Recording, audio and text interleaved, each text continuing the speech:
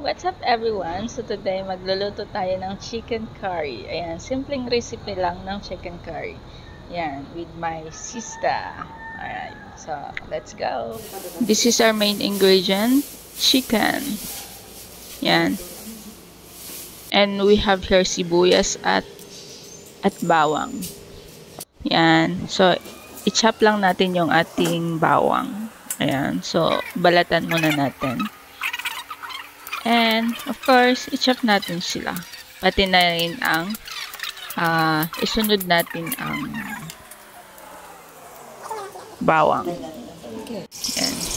Magpakulo tayo ng mantika and ilagay natin ang sibuyas at bawang later on.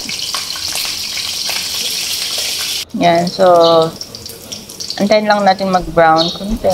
And then, mix na natin yung ating main ingredients, of course, na chicken. Ayan.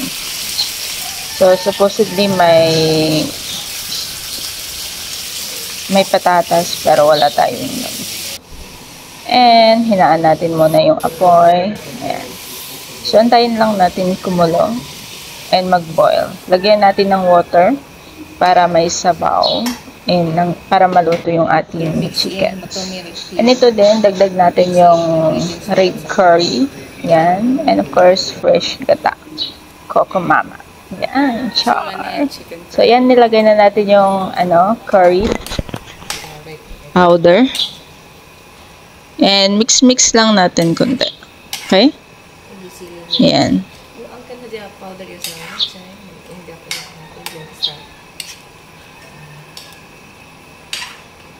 Ayan, so mix lang natin. I-cure natin.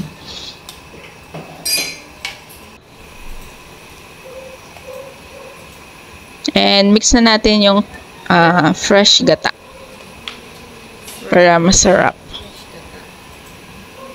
Yan, lagay na natin yung gata. And antayin lang natin i-boil. Ayan, pag nag-boil na, of course, i-mix natin. Halo-haloin lang natin para maluto. At syempre, yung sabaw niya is, masisip-sip lang ating niluluto. And here you go, luto na yung ating chicken curry. And ayan, tikman na natin. Sarap. Sarap ng ating chicken curry. Ayan. So, ayan, sobrang sarap. Kain muna ako. Pasensya na kayo sa aking background. Ganun talaga ako kumain for today's video kasi wala muna tayong table kasi may kumakain din. Ayan. Meron pa tayong kamatis. And of course, yan. Let's eat guys, and enjoyin lang natin yung pagkain natin para